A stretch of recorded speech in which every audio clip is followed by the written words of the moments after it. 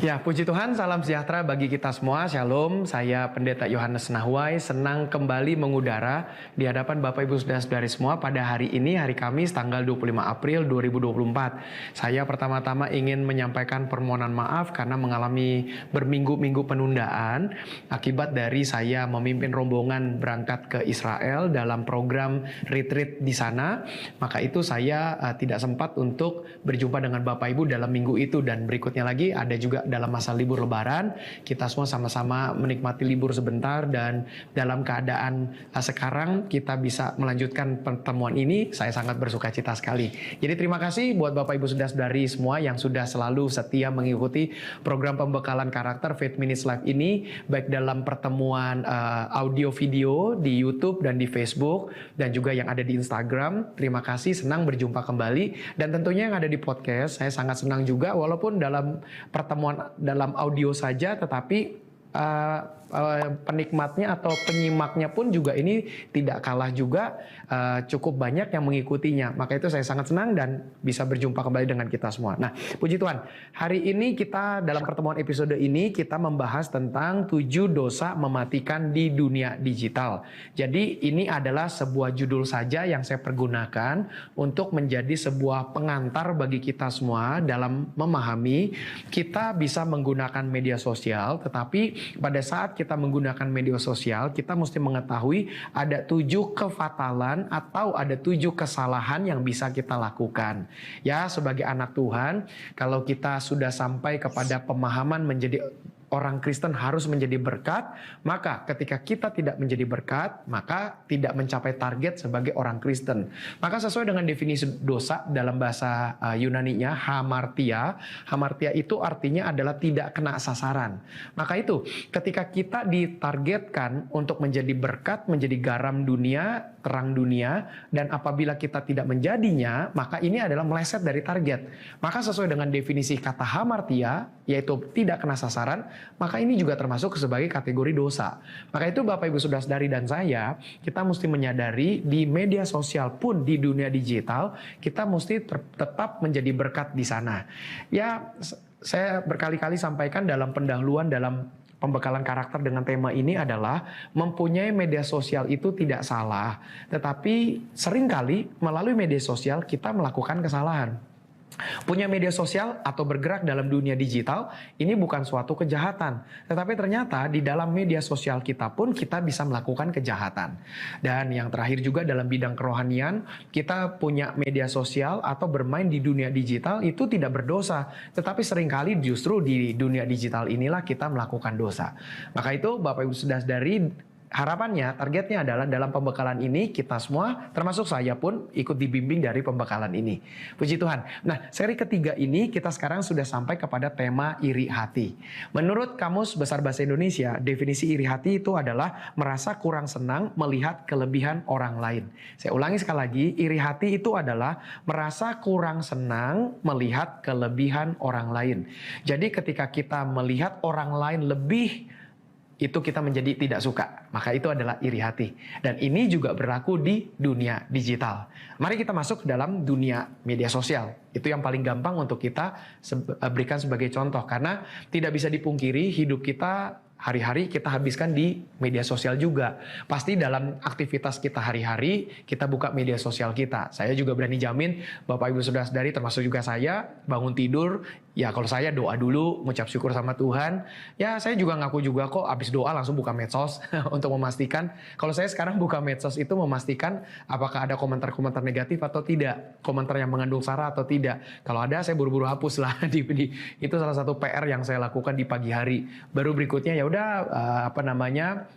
lanjut lagi aktivitas berikutnya. Jadi dengan kata lain, kita semua tidak terlepas dari penggunaan media sosial. Istirahat, makan siang kita juga buka medsos. Mungkin kita lagi istirahat pergi ke toilet pun kita juga buka medsos kita. Intinya adalah kita tidak bisa terpisahkan dari media sosial. Tetapi apa yang harus kita lakukan adalah menjaga sikap kita ketika kita melihat respon kita terhadap apa yang kita peroleh di media sosial. Dan ini menjadi target pembahasan dari pertemuan kita. Nah, iri hati ini ada 3 kupasan saya.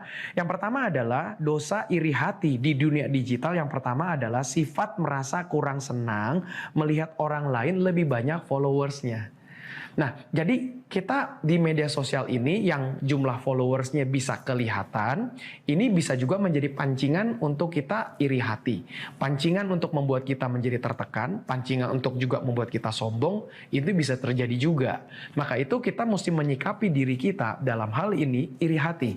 Makanya ketika kita, misalnya contoh deh, saya sebagai pendeta, pasti saya di alam bawah sadar saya suka membandingkan diri saya dengan pendeta-pendeta lain. Pendeta ini followersnya lebih banyak. Oh, pendeta ini followersnya ternyata lebih dikit dari saya. Oh, yang ini dan sebagainya.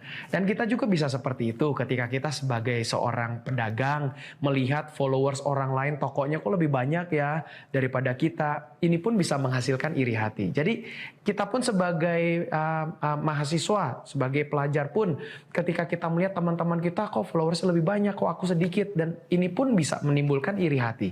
Maka itu ini yang mau saya bahas dalam pertemuan ini. Jadi followers banyak bagi saya adalah tidak menjamin kehidupan seseorang itu lebih baik daripada yang lainnya. Saya ulangi sekali lagi. Seseorang yang mempunyai followers lebih banyak tidak menjamin hidupnya lebih baik daripada orang lain.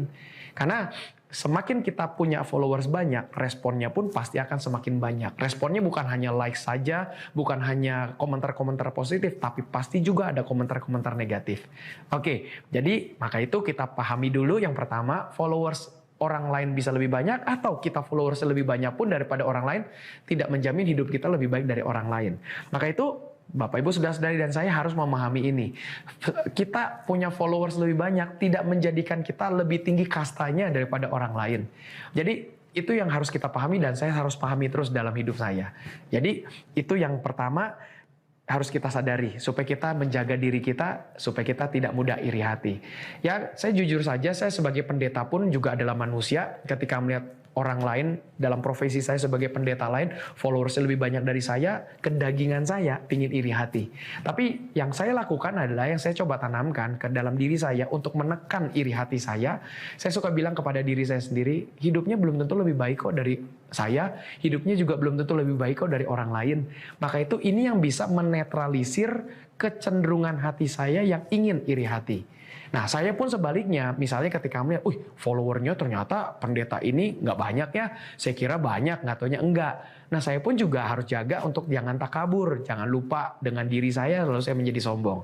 Nah, tapi dalam episode ini kita hanya fokus kepada iri hati. Oke, kemudian yang kedua, Bapak Ibu saudara-saudari, kita melihat juga bahwa iri hati ini bisa kita pagari dengan kita hilangkan sifat merasa kurang senang melihat orang lain lebih banyak likes-nya. Lebih banyak orang yang memberikan likes. Karena ini pun saya mesti dalami sedikit lah.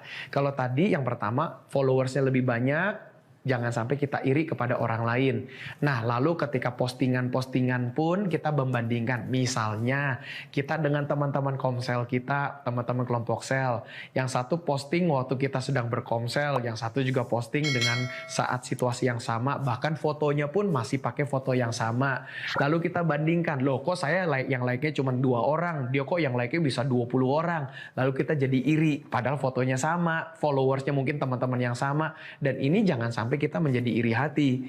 Maka itu kita mesti jaga. Sekali lagi, kalau saya pun menekan kecenderungan hati saya yang untuk iri hati, saya selalu bilang juga dalam hati saya bahwa likes yang banyak pun tidak menjamin kehidupan orang lain lebih baik dari saya. Begitu. Maka itu Bapak Ibu saudara-saudari, jaga diri kita supaya jangan sampai terpancing iri hati. Karena likes banyak pun tidak menjadikan seseorang berada dalam kasta yang lebih tinggi daripada orang lain. Sama seperti tadi, followersnya lebih banyak, tidak membuat dia lebih tinggi kastanya dari hidup kita. Jadi Bapak Ibu saudara-saudari, saya pelajari dalam hidup saya, dengan segala hormat tanpa maksud apa-apa, ternyata saya bisa menemukan bahwa jumlah followers yang banyak itu tidak menjemaat ya sebagai pimpinan umat. Followers yang banyak tidak menjamin jemaatnya juga banyak. Jadi dengan kata lain, ini menjadi satu penghiburan juga bagi saya, supaya saya tidak iri hati melihat, pendeta ini, maaf kok, gerejanya seperti ini, keadaannya seperti ini, pelayanannya cuma begini, kok followersnya banyak. Jadi akhirnya saya menemukan bahwa iya ya, nggak jadi jaminan juga. Unik lah kalau dalam keadaan kita di dunia ini ada orang yang bisa follower sebanyak, tapi sesungguhnya dalam kehidupan nyatanya itu juga dia nggak punya pengaruh banyak. Contoh misalnya kita dalam dunia pekerjaan, kok kenapa ya yang like fotonya saya, postingan saya di toko saya ini kok nggak banyak ya, sementara toko yang lain kok banyak ya. Dan itu nggak menjamin loh bahwa orang-orang yang kasih likes itu akan membeli barang-barang di toko tersebut. Follower sebanyak pun nggak menjamin untuk dia belanja di toko tersebut. Jadi ini sebuah panduan lah buat kita supaya kita menyadari hal ini sehingga kita bisa menekan iri hati kita. Puji Tuhan. Yang ketiga, yang terakhir. Nah, kita juga mesti mengetahui bahwa sifat merasa kurang senang melihat orang lain postingannya lebih bagus daripada postingan kita. Kalau sekali ulangi, yang pertama tadi, jangan sampai kita iri hati karena followersnya lebih banyak dari kita. Yang kedua, yang memberikan respon likes, yang menyukainya lebih banyak dari kita. Kita jangan iri hati. Yang ketiga adalah, jangan sampai juga postingannya kualitasnya lebih bagus daripada kita. Misalnya, terang aja dia punya kamera lebih bagus, handphonenya dia foto lebih bagus, kualitasnya lebih mahal, maka itu pasti keren lah. Kita jangan iri begitu. Atau kita cuma sekedar postingannya seperti ini, lalu kita berkata, iya kok kita kalah dengan orang lain. Ini pun bisa menghasilkan iri hati. Maka itu kita mesti jaga diri kita, supaya kita bisa tidak iri hati. Dengan kata lain ginilah, ketika kita mau siap bermedia sosial, kita mau masuk dalam dunia digital, kita mesti bisa mengendalikan iri hati dalam hati kita. Maka itu inilah target dari pertemuan kita episode ini. Biarlah apa yang sudah saya bagikan ini, Bapak Ibu Saudara-saudari juga bisa membantu diri sendiri, supaya kita bisa menjaga diri kita agar kita sungguh-sungguh bisa menjadi berkat bagi orang lain. Sehingga akhir kata yang saya mau katakan adalah jangan sampai kita terpancing ingin posting di media sosial karena kita ingin lebih daripada orang lain. Maka itu kalau itu seperti demikian motivasinya, pasti ini juga didasari dengan iri hati. Karena kita iri, kita pengen posting lebih keren, kita berlomba-lomba mengalahi orang lain, maka ini juga motivasinya didasarkan dari iri hati. Doa saya, harapan saya, hal ini tidak terjadi dalam hidup kita. Kita jaga diri kita baik-baik supaya kita sungguh-sungguh menjadi terang dan berkat bagi banyak orang, dan kita pun dalam menggunakan dunia digital pun tidak merasa menderita, kita pun hidup tetap berbahagia dan senang. Puji Tuhan. Terima kasih Bapak Ibu Saudara-saudari, dalam pertemuan ini di layar Bapak Ibu Saudara-saudari ada QR Code yang bisa Bapak Ibu scan dan diberikan kesempatan buat kita semua untuk memberikan donasi, bantuan, topangan dana, biaya, karena tayangan seperti ini pun tentu kita perlu upgrade terus, kita perlu tingkatkan. Terima kasih untuk Bapak Ibu Saudara-saudari yang sudah selalu menopang program ini secara finansial.